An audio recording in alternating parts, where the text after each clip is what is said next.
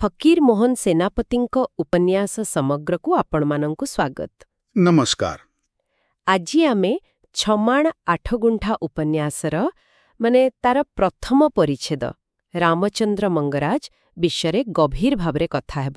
ହଁ, ଏଟା ବହୁତ ଗୁରୁତ୍ୱପୂର୍ଣ୍ଣ ପରିଚ୍ଛେଦ, କାରଣ ଏଠି ମଙ୍ଗରାଜ ଚରିତ୍ର ସହିତ ଆମର ପ୍ରଥମ ପରିଚୟ ହେଉଛି। ଏକଦମ। ଫକୀର ମୋହନ କେମିତି ଏ ଚରିତ୍ରକୁ ଆମ ଆଗରେ ରଖୁଛନ୍ତି, ତାଙ୍କ କାର୍ଯ୍ୟକଳାପ, ସମାଜରେ ତାଙ୍କ ସ୍ଥାନ, ସେସବୁ ଜାଣିବା। ନିଶ୍ଚୟ। ଏ ପରିଚ୍ଛେଦଟା ଗୋଟେ ପ୍ରାରମ୍ଭିକ ଚିତ୍ର ଦେଉଛି, ଯାହା ଆଗକୁ କାହାଣୀ ବୁଝିବାରେ ସାହାଯ୍ୟ କରିବ। ଠିକ୍ କଥା।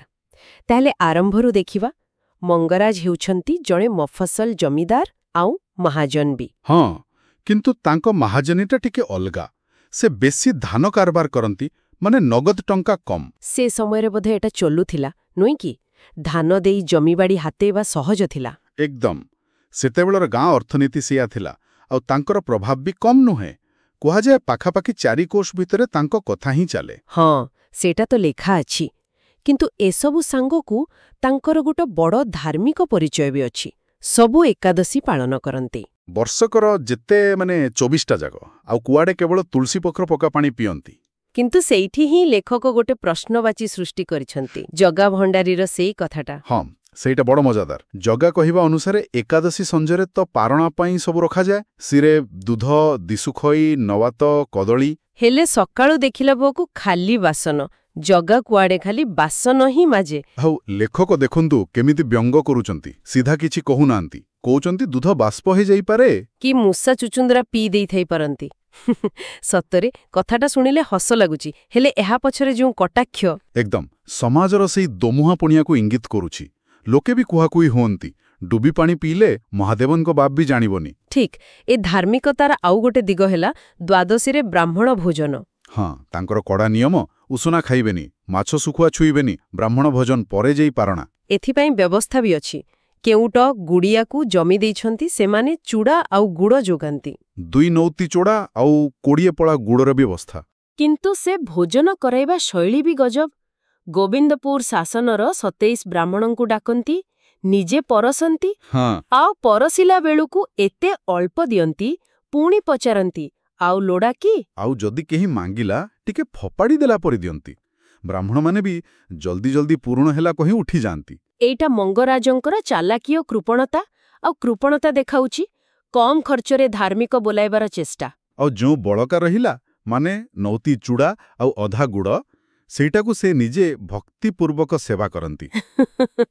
ଲେଖକ ଏଇଠି ଯୀଶୁ ଆଉ କୃଷ୍ଣଙ୍କ ମହିମା ସହ ତୁଳନା କରି ଯେଉଁ ବ୍ୟଙ୍ଗ କରିଛନ୍ତି, ସେଇଟା ଅସାଧାରଣ। ସତରେ। ଏ ତ ଗଲା ଧାର୍ମିକ ଆବରଣ କଥା। ଏବେ ଆସିବା ଶ୍ୟାମ ମଲ୍ଲ ଘଟଣାକୁ। ଏଇଠି ତାଙ୍କର ଆଉ ଗୋଟିଏ ରୂପ ଦେଖିବାକୁ ମିଳେ। ହଁ, ଶ୍ୟାମ ମଲ୍ଲ, ତାଙ୍କର ମାଉସୀ ପୁଅ ଭାଇ। ତାଙ୍କ ନାଁରେ ଅଭିଯୋଗ ହେଲା ଯେ ସେ ସହରରେ ପିଆଜ ପଡ଼ିଥିବା କୋବି ଖାଇ ଦେଇଛନ୍ତି। ଭାବିଲେ ଆଶ୍ଚର୍ଯ୍ୟ ଲାଗୁଛି। ଆଉ ଏଇ ପାପର ଉଦ୍ଧାର କରିବା ନାଁରେ ମଙ୍ଗରାଜ କ'ଣ କଲେ? ଶ୍ୟାମଙ୍କର ପୈତୃକ ଲାଖାରାଜ ଜମି, ଯୋଉଥିରେ ଖଜଣା ପଡ଼େନି, ସେଥିରୁ 15 ମାଣ ଜମି ମାତ୍ର 5 ଟଙ୍କା ମାଣ ଦରରେ ନିଜ ନାଁକୁ ନେଇଗଲେ। ବା, ଏଇଠି ତ ଧର୍ମରକ୍ଷା ନାଁରେ ସିଧା ସିଧା ଶୋଷଣ। ଏକଦମ। ଆଉ ତାପରେ ପୁଣି ଶ୍ୟାମକୁ ବୁଝଉଛନ୍ତି କେମିତି ସେ ତାଙ୍କୁ ବଞ୍ଚେଇଲେ। ପୁଣି ପୁରୁଣା କଥା ବି ଉଠଉଛନ୍ତି। ଗୋଟେ ମକଦ୍ଦମାରେ ଶ୍ୟାମ କୁଆଡ଼େ ସାହାଯ୍ୟ କରିନଥିଲେ। ନିଜର ମହାନତା ବି ଦେଖେଇ ହେଉଛନ୍ତି, ଆଉ ପୁରୁଣା ରାଗ ବି ସୁଝଉଛନ୍ତି। ଠିକ୍। ଆଉ ଲୋକମାନେ ବି କଥା ହେଉଛନ୍ତି। ନିନ୍ଦୁକମାନେ କହୁଛନ୍ତି, ମଙ୍ଗରାଜ କାହାରିକୁ ଜମି ରଖେଇ ଦିଅନ୍ତିନି, ଶ୍ୟାମକୁ ତ ବାହାନାରେ ଠକିଲେ। ଆଉ ଗୋଟେ କଥା ବି ଶୁଣାଯାଏ, ଯେଉଁ ପିଆଜ ପାଇଁ ଏତେ କାଣ୍ଡ, ହଁ, ସେହି ପିଆଜ କୁଆଡ଼େ ମଙ୍ଗରାଜଙ୍କ ଘରକୁ ବି ଆସେ। ଚମ୍ପା ବୋଲି କିଏ ଜଣେ ସ୍ତ୍ରୀ ଲୋକ ହାଟରୁ କିଣି ଆଣେ। ପୁଣି ଦେଖନ୍ତୁ ଲେଖକଙ୍କ ଯୁକ୍ତି। କିଣିଲେ କ'ଣ ହେଲା? ଖାଇବାର ପ୍ରମାଣ ଅଛି କି? ଶାସ୍ତ୍ରରେ ତ କିଣିବା ମନା ନାହିଁ। ଏମିତି ଭାବରେ ସେ ସମାଜର କପଟାଚାର ଉପରେ ପୁରା ଶକ୍ତ ପ୍ରହାର କରିଛନ୍ତି। ଏକଦମ। ତେଣୁ ଯଦି ଆମେ ପ୍ରଥମ ପରିଚ୍ଛେଦର ସାରାଂଶ ଦେଖିବା, ମଙ୍ଗରାଜଙ୍କୁ ଜଣେ ଧାର୍ମିକ, ପ୍ରଭାବଶାଳୀ ବ୍ୟକ୍ତି ଭାବେ ଦେଖାଯାଇଛି ସତ। କିନ୍ତୁ ତାଙ୍କର ଏକାଦଶୀ ଉପବାସ, ବ୍ରାହ୍ମଣ ଭୋଜନ ଆଉ ଶ୍ୟାମ ମଲ୍ଲ କଥା, ଏସବୁ ତାଙ୍କର ଅସଲ ଚେହେରାଟା ଦେଖେଇ ଦଉଛି। ହଁ, ତାଙ୍କର ଲୋଭ, ଶୋଷଣ କରିବାର ମନୋବୃତ୍ତି ଆଉ କପଟ ସ୍ୱଭାବ ସବୁ ପଦାରେ ପଡ଼ିଯାଉଛି। ଫକୀର ମୋହନଙ୍କର ବ୍ୟଙ୍ଗ୍ୟାତ୍ମକ ଶୈଳୀ ଏଇଠି ବହୁତ ପ୍ରଭାବଶାଳୀ।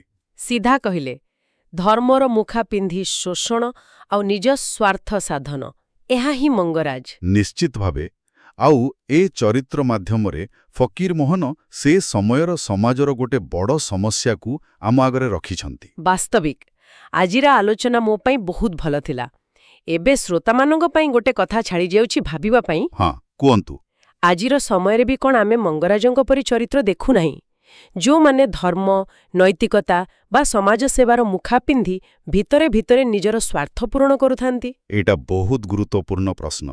ଆଶା କରୁଛି ଶ୍ରୋତାମାନେ ନିଶ୍ଚୟ ଏ ବିଷୟରେ ଭାବିବେ। ଛମାଣ ଆଠଗୁଣ୍ଠର ଆଗାମୀ ପରିଚ୍ଛେଦର ଆଲୋଚନା ଶୁଣିବା ପାଇଁ ଆମ ସହିତ ଯୋଡ଼ି ହୋଇ ରୁହନ୍ତୁ। ଆଉ ଆମ ଚ୍ୟାନେଲକୁ ଲାଇକ୍, କମେଣ୍ଟ ଆଉ ସବସ୍କ୍ରାଇବ୍ କରିବାକୁ ଭୁଲିବେନି। ହଁ, ଆଉ ନୂଆ ଅଧ୍ୟାୟର ସୂଚନା ପାଇଁ ବେଲ୍ ଆଇକନ୍ଟାକୁ ନିଶ୍ଚୟ ଦବାନ୍ତୁ।